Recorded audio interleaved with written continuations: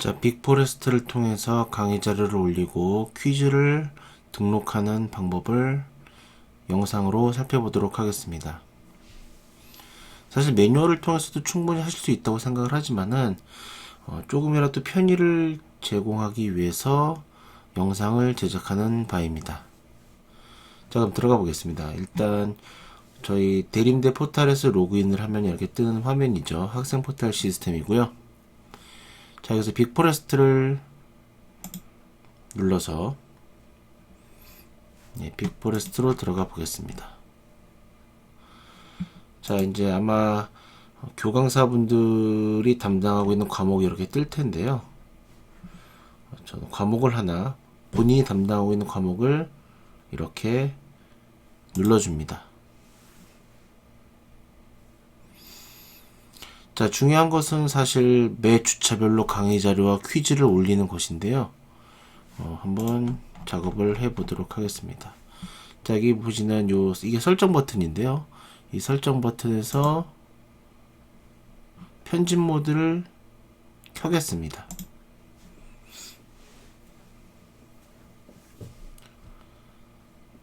자, 편집 모드를 켜면은 이제 뭐 공지사항이라던가 질의응답, 자료실 이런 것들 올릴 수 있는데요. 다시 한번 말씀드리면 주차별로 강의 자료를 올리는 것이 중요합니다. 자, 그래서 여기에 활동 혹은 자료 추가를 누른 뒤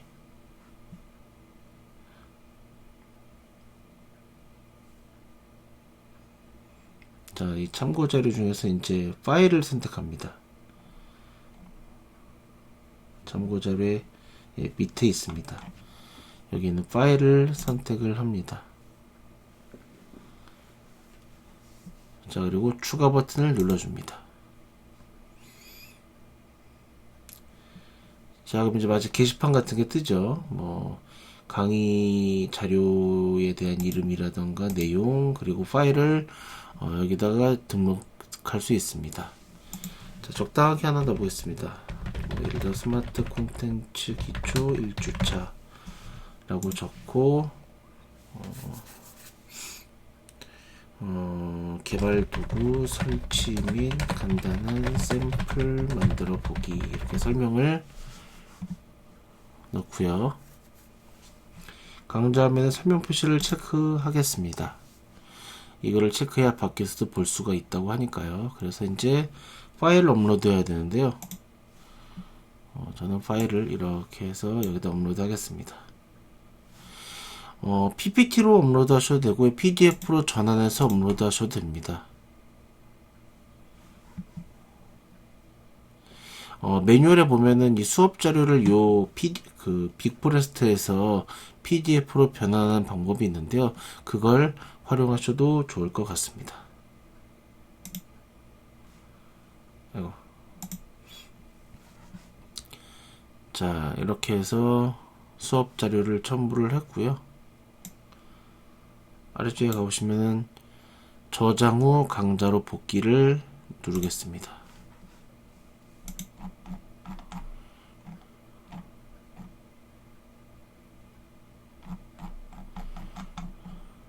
자, 이제 퀴즈를 만들어 보겠습니다. 1주차에 대한 자료를 이렇게 넣었고요. 퀴즈를 넣어야 되는데요. 자, 퀴즈도 역시 편집 모드가 켜져 있는 상태여야 됩니다. 편집 모드가 만약에 꺼져 있다면 다시 켜주시고요. 자, 편집 모드가 켜져 있는 상태에서 자, 동일하게 여기가 아닙니다. 이거는 강의 자료에 대한 고치기고요. 여기서 죄송합니다. 고치기를 누르는 게 아니라 여기는 활동 혹은 자료 추가를 또 한번 눌러줍니다. 이제 퀴즈가 있죠. 퀴즈를 선택해서 추가 버튼을 눌러줍니다.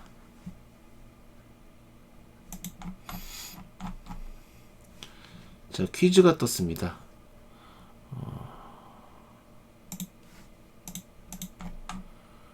자, 퀴즈 이름 예를 들어 스마트 콘텐츠 기초 1주차 퀴즈라고 이름을 지정을 하고요. 출결 확인용 여기 있는 이름이나 소개는 꼭 저처럼 안 하셔도 됩니다. 저도 사실 뭐 그냥 테스트 용도로 만드는 거지 이거를 꼭 이렇게 하실 필요는 없을 것 같습니다.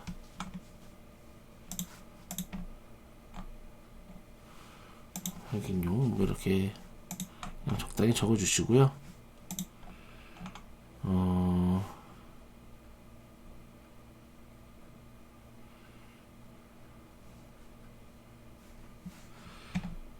보시면은 사실 뭐 타이밍이 있고요. 타이밍을 열어보시면은 이게 좀 중요한 게 저희가 이 퀴즈를 업로드하는 이유가 출결 확인용입니다. 출결 확인이다 보니까 예를 들어서 이 타이밍을, 그러니까 종료 시간을 설정하지 않으면은 학생들이 거의 뭐 막판에 몰아서 요거를 할 수도 있거든요. 그러니까 적절한 종료 시간을 설정해 주시는 것도 좋을 것 같습니다. 이렇게 체크를 해서 뭐 예를 들어 첫 강의가 저희가 뭐 예를 들어 1주차라고 했을 때 3월 13일까지는 네가 들어야겠다. 3월 13일까지는 꼭 들어라. 그럼 뭐 이렇게 하시면 될 것 같습니다. 뭐 이런 식으로요.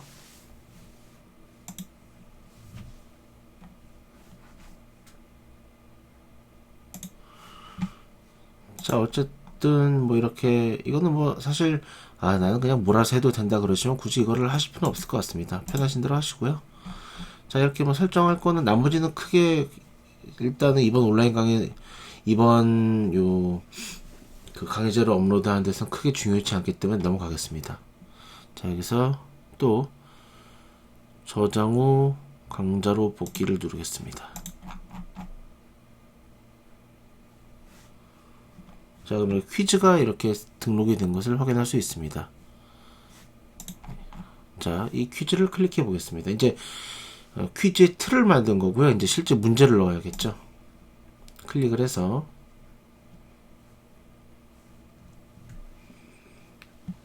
자, 이제 퀴즈를 추가해야겠죠. 퀴즈 편집 버튼을 누르겠습니다.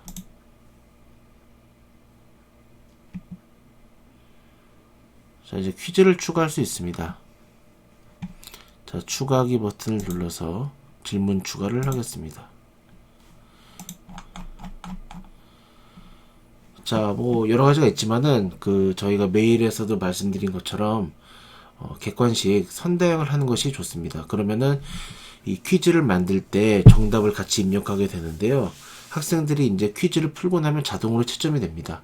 만약에 뭐 주관식 단답형이나 뭐 에세이 뭐 이런 걸로 하시면은 교수가 직접 다 이 퀴즈를 채점을 해야 됩니다. 그것도 굉장히 좀 어떻게 보면 번거스러운 일이고 우리가 출결 확인만을 하는 것이기 때문에 선대형을 하는 것을 추천드립니다. 이게 객관식입니다. 소위 말하는.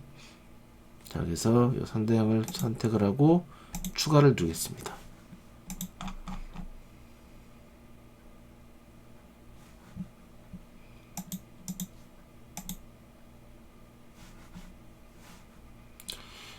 이게 써보시면 아시겠지만 좀 느립니다. 좀 기다리셔야 되고요. 자, 이렇게 보면 이제 일반 설정이라고 해서 이제 문제가, 자, 문제랑 답을 추가할 수 있습니다. 자, 이거는 뭐 사실 뭐 이게 크게 중요하진 않는데요. 자, 질문 이름, 문제에 대한 제목이죠. 퀴즈 1번 뭐 이런 식으로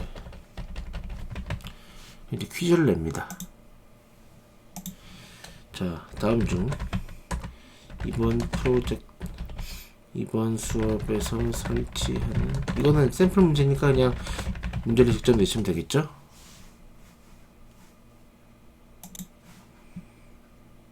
자, 퀴즈가 이렇게 입력이 됐으면은 자, 문제가 있고요. 뭐 기본 점수인데 이거는 뭐 크게 신경 쓰실 필요는 없을 것 같습니다.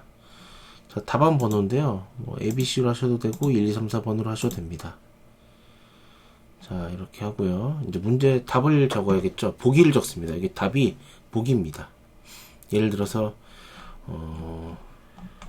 자, 보기를 몇 개 적어보겠습니다. 2017.3 2018.2 1번 선택, 그리고 2번 선택, 자, 그리고 예를 들어 3번 선택.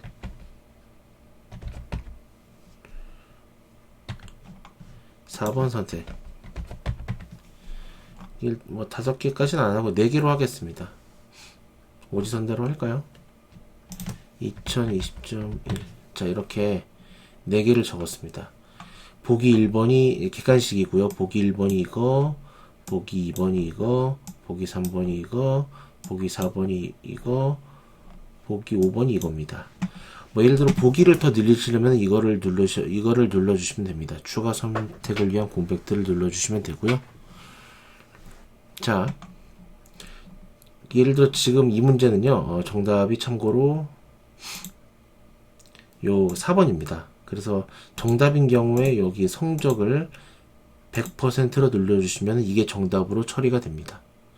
혹시라도 부분 점수가 있는 경우에는 뭐 예를 들어 2번, 3번도 부분 점수를 주고 싶다. 뭐 그러면은 뭐 이거를 선택하시면 되는데요. 뭐 굳이 그럴 일은 없을 것 같습니다.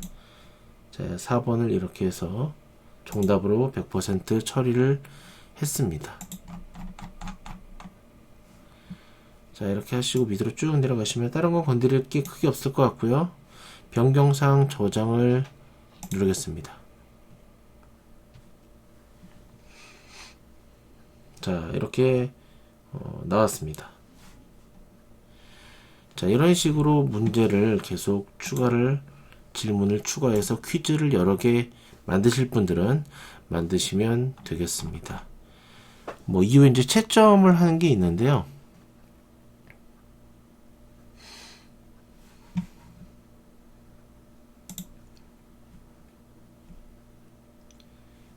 자, 한번 퀴즈 미리 볼까요? 자, 이렇게 나옵니다.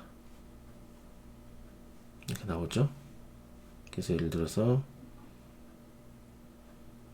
섞여 있네요. 예, 이거를 아까 질문에 보시면은 이 보기를 매번 이렇게 섞을 수가 있습니다. 어쨌든 이렇게 하고 시험 종료. 뭐 이런 식으로 체크를 할 수가 있습니다.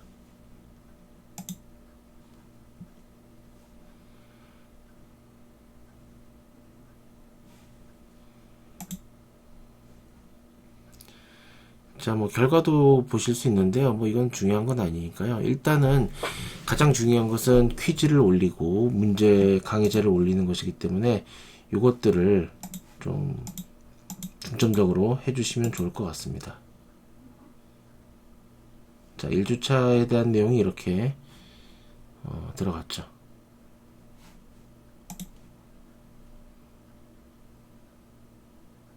자, 진행 중입니다.